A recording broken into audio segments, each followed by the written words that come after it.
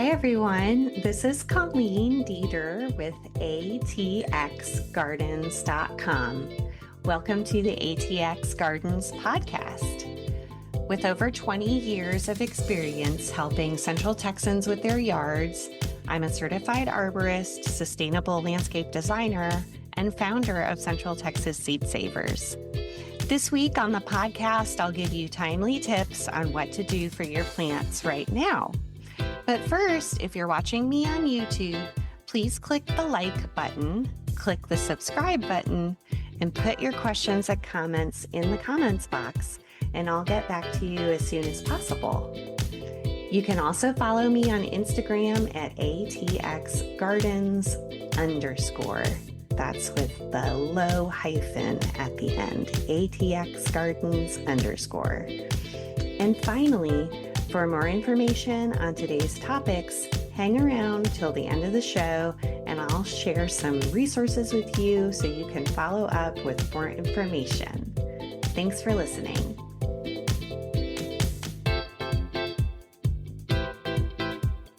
Okay, hey there, everybody. I'm so excited that you're joining me today for the first episode of my new podcast. I'm Colleen Dieter, a landscape consultant at ATXGardens.com. So some of my customers told me that they wish that they could get alerts or reminders from me about what to do in their yards. And while I'm working on other ways to send alerts, I figured maybe a podcast would be a good way to keep everyone in the loop about what's happening in our Austin and Central Texas gardens. And today's episode is all about what to do in your landscape and garden in late September. But before we get to our late September gardening to-do list, this episode is sponsored by my landscape consulting business at ATXGardens.com. I help my customers by alleviating their anxieties about their yards. If you book a consultation with me, you can ask me anything about what to plant, how to care for your soil, tree problems, lawn maintenance, anything you can think of. You can make an appointment with me for a landscape consultation at your property at ATXGardens.com. And of course, there's a link in the show notes. All right, let's get to the show. In general, this week, do not trim any of your trees, shrubs, or perennials now. Trimming at this time of year will stimulate new growth, and we need the plants to all stop actively growing in order to get ready for winter. Mid-September is also the last chance to fertilize anything. So that includes potted plants outdoors, trees, roses, lawns, and perennials. Don't fertilize your plants after October 1st. The fertilizer will stimulate new growth, and in the winter, we want the plants to stop growing. If you don't know what kind of fertilizer to use, don't just buy whatever and put it on stuff. Fall is a great time for soil testing instead, and I recommend sending a sample to the Texas A&M University Soil Lab or the Texas Plant and Soil Lab or any soil lab in the U.S. to find out what nutrients your soil is missing. I really recommend it, especially for vegetable gardens and fruit orchards, because those plants tend to need more nutrients than the landscape plants. Okay, September can be hot and damp, and those are good conditions for plants to get fungal diseases. If you have a history of fungal diseases in your yard, now is time to sprinkle some cornmeal over fungal spots in the lawn. You can spray any plant, especially turf grass lawns with actinovate to inoculate it with beneficial microbes. And actinovate is available via the show notes or on my website at atxgardens.com. Homemade compost tea would work for that too, for inoculating your plants with beneficial microbes to help elbow out the diseases. Late September is time to transplant any kind of plant. So at this time of the year, most of our plants are reaching their maximum size. And if your landscape is looking a little crowded or overgrown, where maybe too many plants are covering each other up, now it's a good time to take some plants out, move them to open spaces, maybe where some plants died during the summer, or take plants out and pass them along to a friend. A border spade is a great tool for transplanting, and that is available in the show notes and at atxgardens.com through my Amazon affiliate links. So I do receive commissions for those purchases. Something else that I'm doing this week is I'm organizing shopping lists for plants for my own garden and also for my customers. This is a great time for plant shopping and plant sharing. I offer plant shopping and delivery services as a follow-up service to customers after they hire me for consulting.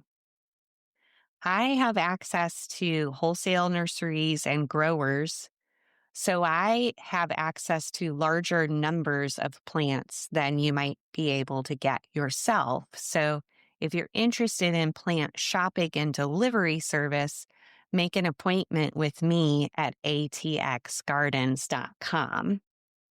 All right, up next, I'm going to talk about woody plants. So that's all the trees and shrubs and roses. So mid-September kicks off the planting season for woody plants.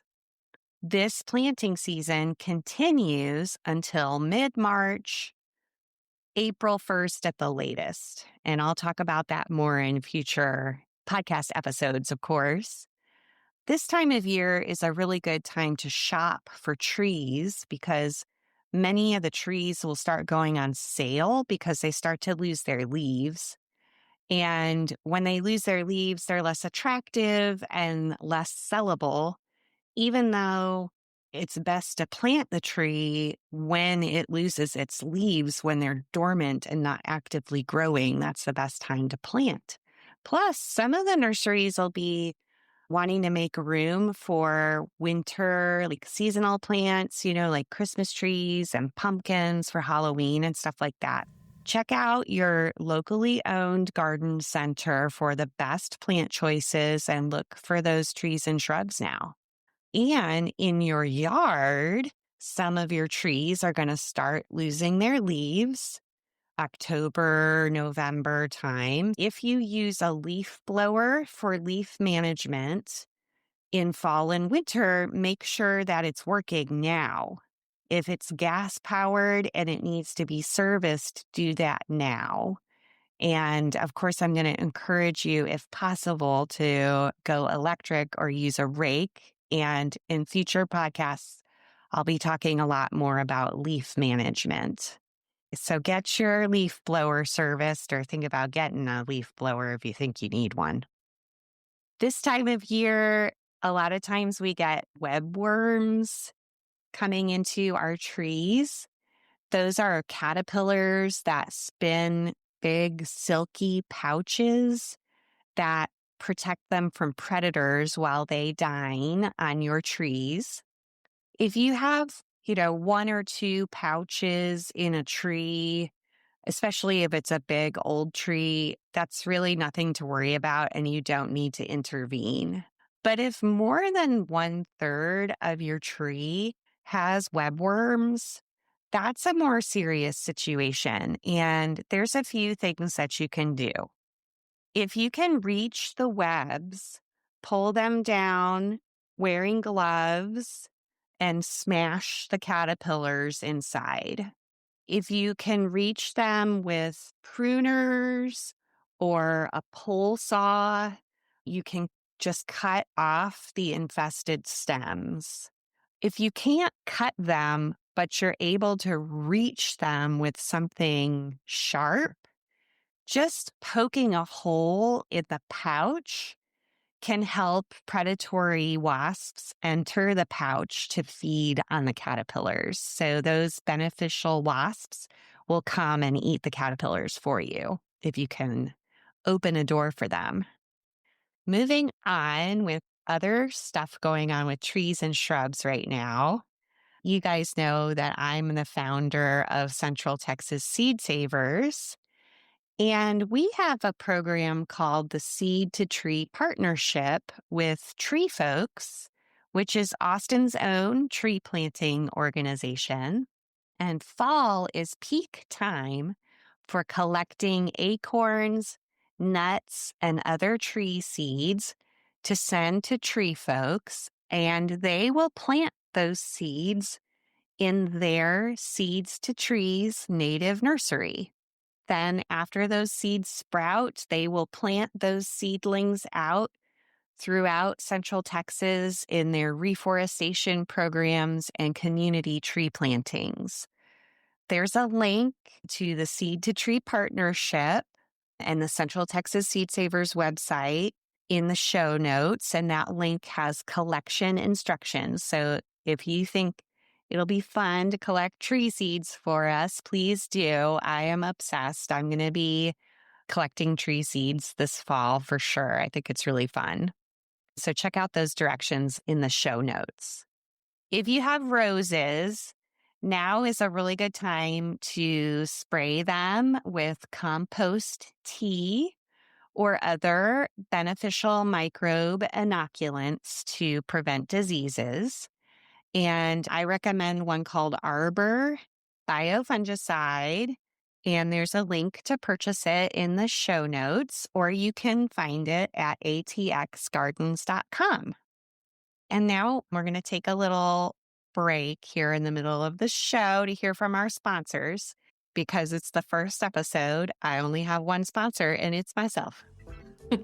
Hi, all. This is Colleen Dieter, and you're listening to the ATX Gardens Podcast. You know, I give plenty of garden advice on the show, but there's nothing like meeting in person to get the best information for your plants and landscape. And that's what I can do for you. Visit atxgardens.com. As a certified arborist and professional gardener, I've been giving advice to do-it-yourselfers for over 20 years. I help my customers by alleviating their anxieties about their yards. Visit atxgardens.com to book a consultation with me. During the consultation, we'll walk through your yard together and answer all of your questions. Also at atxgardens.com, you can shop Colleen's favorite things. That's gardening apparel, tools, and books that I will often mention during this podcast, all things that I love. From trees to vegetables to wildflowers, I'm here to help. Make an appointment at atxgardens.com. Now we're going to talk about perennials and bulbs. Now is a great time for planting perennials and ornamental grasses. Perennials are plants that grow up in the spring, bloom in the summer and fall, and then the tops of the plants die in the winter, but they grow back again in the spring. So examples include lantanas and indigo spires salvias. It's also a good time for planting most bulbs too, and you want to make sure that you get bulbs that are adapted for southern gardens. It's also a great time for dividing bulbs, and so some examples of bulbs that work well in Central Texas are irises, daylilies, canna lilies, amaryllis, also known as hippeastrums. And there's more like iphions, your little schoolhouse lilies, rain lilies, that kind of thing. You can divide all of them now. I like to use a digging fork or a border spade for this job. And both of those tools are linked in the show notes. And they're also available at ATXGardens.com. Speaking of dividing, it's also a good time to divide perennials. So again, if some of your plants are starting to get really big, if you feel like they're getting overgrown in the way that they look, or maybe even they're breaking open, like they're getting so tall and top heavy that they've started flopping open, that's a sign that it's time to divide them. So certain plants like indigo spires or their relatives like Amistad sage and Forsythia sage, those plants sometimes will flop open at this time of year, and dividing can help. At atxgardens.com, you can purchase my 3-volume set of booklets called Let's Care for Texas Plants. And there are diagrams in those booklets and instructions about how to care for and divide bulbs and perennials. Now is a little part of the show that I like to call nature stuff. What's going on in nature in Central Texas right now? Hummingbirds should be arriving on their fall migration. So get your feeder cleaned up. If you use a hummingbird feeder, get it cleaned up and expect to be adding more food to it because there's going to be more hummingbirds coming through. I know that there's some that kind of stick around during the summer, but there's going to be more passing through now. And keep in mind, that plants are really the best way to feed hummingbirds. At my house, the hummingbirds love wax mallows, common sunflowers, and pokeweeds. Pokeweeds come up on their own, and I see the hummingbirds visiting them, so I didn't even have to do anything except leave them. Okay, now on to the vegetable garden. Mid and late September is a transitional time in the vegetable garden. So we're kind of going from hot season vegetables to cool season plants. Now is the time to take out any summer crops that aren't thriving anymore, or maybe you're tired of eating them too, like you're just over it. So that's like okra, black-eyed peas, melons, peppers, tomatoes. They're all getting to the end of their lives now.